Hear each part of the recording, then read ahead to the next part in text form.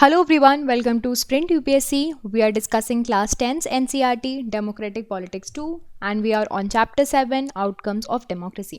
तो देखिए हम पढ़ रहे हैं ना डेमोक्रेटिक पॉलिटिक्स, तो हम इसमें पूरा समझेंगे कि डेमोक्रेसी क्या है, क्या क्या उसके ऑर्गन्स हैं, क्या सिस्टम है, और अब के समझेंगे कि एक डेमोक्रेसी के आउटकम्स क्या होते हैं. सो इस चैप्टर में कंटेंट्स क्या क्या होने वाले हैं. पहले हम समझेंगे how do we assess the democracies outcomes. इन आउटकम्स को हम कैसे एक्सेस करेंगे. फिर हम देखेंगे कि accountable, responsive and legitimate government क्या होती है. And then in the upcoming sessions, ये दो चीज़ें आज हम डिस्कस करेंगे. इन द अपकमिंग सेशंस आपको इस चैप्टर में कंटेंट्स मिल जाएंगे. इकोनॉमिक ग्रोथ एंड डेवलपमेंट, और फिर हम इसके अंदर समझेंगे economic outcomes of democracy, reduction of inequality and poverty, accommodation of social diversity, and dignity and freedom of citizens. So these are the contents of this chapter. In today's session we are going to discuss how do we access the democracy's outcomes and accountable, responsive and legitimate government. So देखिए, हम अगर democracy की बात करते हैं तो हम क्या बोलते हैं कि यार जो बाकी के फॉर्म्स हैं जैसे कि डिक्टेटरशिप, जहाँ पे सिर्फ एक डिक्टेटर जो है अपना राज चलाता है, उससे तो बेटर है ना. यानी कि जो ऑल्टरनेटिव ऑप्शन है जो भी डेमोक्रेसी के अलावा, उससे तो बेटर है ना. और हमने ये बोला था, we felt that democracy was better क्योंकि इक्वालिटी प्रमोट करता है, डिग्निटी इंडिविजुअल की मेंटेन रखता है, it improves the quality of decision making, provides the methods of resolve the conflict and corrections जो हम कर सकते हैं अपनी मिस्टेक्स का डेमोक्रेसी के थ्रू ही कर सकते हैं, है ना. बट कि क्या हम are these explanations realized under democracies, क्या ये सारी चीज़ें हो गई हैं. जब हम बात करते हैं लोगों से तो लोग यूजुअली बोलते हैं मोनार्क ख़राब है, मिलिट्री रूल ख़राब है, बट हम यूजुअली खुद डेमोक्रेसी से भी सेटिस्फाइड नहीं रहते हैं. कुछ एक प्रॉब्लम होती है तो हम उसमें ब्लेम करने लगते हैं और हम ये सोचने लगते हैं कि अरे डेमोक्रेसी तो रही नहीं. अगर गवर्नमेंट ने एक जगह पे किसी तरह का लॉकडाउन लगा दिया तो बोलेंगे अरे यार ये तो फ्रीडम ऑफ स्पीच ही ख़त्म हो गई, हमारी फ्रीडम ही ख़त्म हो गई, डेमोक्रेसी नहीं रही. ऐसे हम ब्लेम करते हैं ना. So this dilemma invite us to think hard about the outcomes of democracy, कि डेमोक्रेसी के आउटकम्स कैसे होते हैं. And do we prefer democracy as a moral reasons और are these some prudential reasons to support the democracy too. So over the 100 countries, पूरे देश में आपको अराउंड 100 कंट्रीज़ मिल जाएंगी जो कि डेमोक्रेटिक पॉलिटिक्स को क्लेम करते हैं, है ना, प्रैक्टिस करते हैं. उनके पास फॉर्मल कॉन्स्टिट्यूशंस हैं, इलेक्शंस कंडक्ट करवाएंगे, पार्टीज़ हैं एंड सिटीजन्स के पास बेसिक राइट्स हैं. ये जो फीचर्स हैं ये बहुत कॉमन है किसी भी डेमोक्रेसीज़ में, चाहे कहीं पे भी चले जाओ आप. सो ये चीज़ें कॉमन है, बट अलग अलग डेमोक्रेसीज़ में, अलग अलग कंट्रीज़ में कंडीशंस डिफरेंट होती हैं. देशों की सोशल सिचुएशंस अलग होती हैं, ठीक है, इकोनॉमिक अचीवमेंट्स अलग होते हैं, कल्चर्स अलग होते हैं, बहुत डाइवर्सिटी होती है, कहीं पे बिल्कुल नहीं होती है, लोकेशंस का डिफरेंस होता है ना. So clearly what may be achieved और not be achieved under each of these democracies will be different, है ना. बट प्रैक्टिसेस सेम होंगी, एम सेम होगा ये चीज़ों को इंश्योर करने के लिए. But is there something that we can expect from every democracy just because it is democracy. तो अब हम समझते हैं accountable, responsive and legitimate government के बारे में.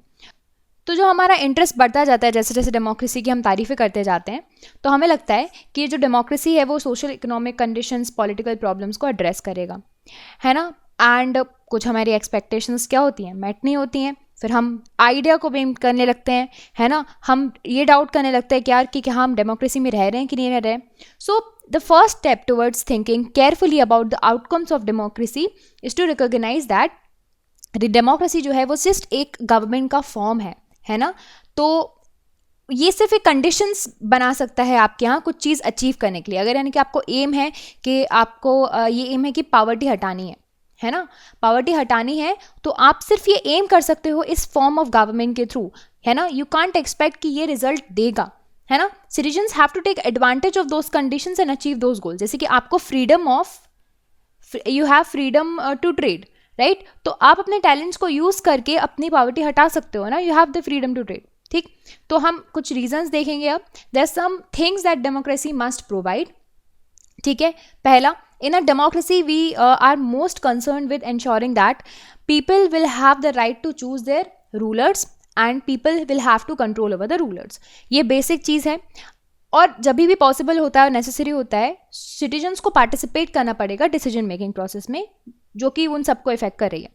इसी वजह से मोस्ट बेसिक आउटकम है डेमोक्रेसी का कि it produces a government that is accountable to the citizens, है ना। एक ऐसी गवर्नमेंट बनाती है जो कि गवर्नमेंट अकाउंटेबल होती है किसके लिए, सिटीजन्स के लिए, और रेस्पॉन्सिव होती है उनके नीड्स के लिए और उनके एक्सपेक्टेशंस के लिए। यानी कि गवर्नमेंट को हम इलेक्ट करते हैं तो वो कुछ प्रोमिस करते हैं, उनको फुलफिल ही करने पड़ेंगे। अगर नहीं करेंगे तो हम वापस उनसे बोलेंगे भाई आपने ये प्रॉमिस किया था, फुलफिल क्यों नहीं किया। Before we go into this questions we face other questions कि क्या गवर्नमेंट एफिशिएंट है and is it effective, right. तो देखो जब हम डेमोक्रेसी की बात करते हैं ना तो it is less effective as compared to the other forms और ऑल्टरनेटिव फॉर्म्स। ठीक, अब सपोज एक एग्जाम्पल लेते हैं कि मोनार्की है, ठीक है, यहाँ पे है किंग। अब कोई एक लॉ बनाना है तो किंग बोल देगा भाई हमें ऐसा करना है, तो ये चीज़ तुरंत हो जाएगी, इफेक्टिव हो जाएगा, ये डिसीजन तुरंत एफिशिएंटली एक्टिव हो जाएगा, डिसीजन क्विक हो जाएगा। बट डेमोक्रेसी में क्या होगा, हमें सारे चीज़ों के, सारे लोगों के ओपिनियंस रखने होंगे, पब्लिक ओपिनियंस, मेजॉरिटीज़ का ओपिनियंस पार्लियामेंट में पास होगा, डिलेज हो जाएंगे, है ना। तो ये इतना इफेक्टिव नहीं होता है। तो डेमोक्रेसी में देखोगे कि आप यहाँ पे डेलिब्रेशंस होगा, डिबेट्स होंगे, नेगोशिएशंस होंगे, बिल पास होंगे, पूरी प्रोसीजर हम समझ चुके हैं।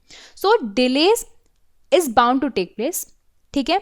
तो क्या अब हम ये एकदम रूल बना दें कि डेमोक्रेसी इनएफेक्टिव होती है।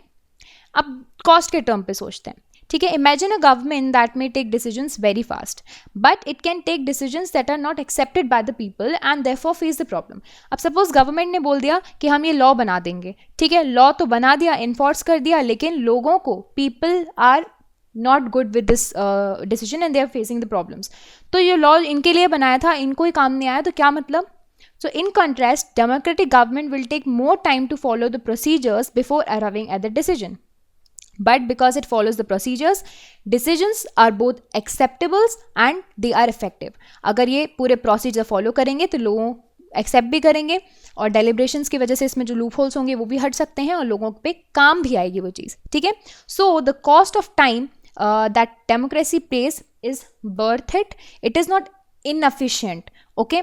कंपैरिजन करोगे दूसरे देशों के साथ तो हो भी सकता है ना कि वो जो किंग ने यहाँ पे डिसीजन लिया था वो लोगों पे समझ में ना आए, तो वो तो फिर वहाँ पे डेमोक्रेसी है ही नहीं, तो फिर क्या मतलब डेमोक्रेसी होने का, है ना। अब दूसरी साइड देखते हैं। Democracy ensures that decision making will be based on norms and procedures.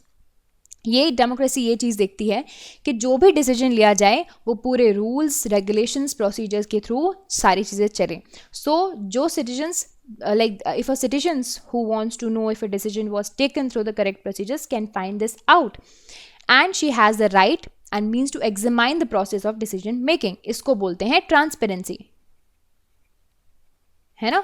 कि जैसे कि मैं आज सिटीजन हूँ तो मुझे अगर चाहिए कि यार ये डिसीजन लिया है, किस प्रोसीजर को फॉलो किया है गवर्नमेंट ने ये डिसीजन लेने के लिए और किस तरीके से किया है, तो आई हैव दैट राइट। ये जो फैक्टर है आपको नॉन डेमोक्रेटिक गवर्नमेंट में ये फैक्टर देखने में नहीं मिलेगा। इसी वजह से हम ये जो है ना आउटकम्स ऑफ डेमोक्रेसी समझने की कोशिश कर रहे हैं कि it is right to expect democracy to produce a government that follows procedure and is accountable to the people. Okay, so that is why what we are going to discuss. And हम ये भी expect कर सकते हैं कि जो democratic government होते हैं वो इस तरह का मैकेनिज्म डेवलप करते हैं, क्रिएट करते हैं सिटीजन्स के लिए कि वो लोगों के लिए अकाउंटेबल हों और ऐसा मैकेनिज्म बनाएं कि सिटीजन्स उसमें पार्टिसिपेट कर पाएँ, ठीक है। इसी वजह से हम पढ़ेंगे इस पूरे चैप्टर में आउटकम्स ऑफ डेमोक्रेसी के डेमोक्रेसी आ तो जाती है लेकिन उसके आउटकम्स क्या निकलते हैं, ठीक है। एंड अगर आपको ये मेजर करना है कि डेमोक्रेसीज के एक्सपेक्टेड आउटकम्स क्या हैं, you will have to look at these institutions and practices, जैसे कि इलेक्शंस होना free and fair, public debates होना मेजर पॉलिसीज पे, लेजिस्लेशंस होना and citizens right to informations about the government and its functioning. So the actual performance of democracies shows a mixed record of all of these, and democracies they have greater success in setting up regular and free elections and setting up conditions to open debate. But बहुत से democracies ये चीज़ें नहीं कर पाती हैं, fair chance नहीं मिल पाता है सारे लोगों को, and government के पास बहुत अच्छे records नहीं होते हैं information share करने के लिए लोगों के लिए. And all one can say is in the favor of democratic regime is that there is much better than any other non-democratic democratic regime in these respects. सो अगर एक सब्सटेंसिव टर्म में समझे तो हम ऐसी डेमोक्रेसी चाहते हैं कि जो लोगों के चीज़ों को लोगों के नीड्स को जो है प्रॉम्प्ट भी करे और फ्री ऑफ करप्शन भी हो. And the record of democracy इतना इम्प्रेसिव नहीं है अब तक, क्योंकि democracies often frustrate the needs of the people and they often ignore the demands of the majority of the population, है ना. एंड आपको डेमोक्रेसीज में करप्शन वाला जो चीज़ है वो मिलेगा. And sometimes there is nothing to show that non democracies are less corrupt और more sensitive to the people.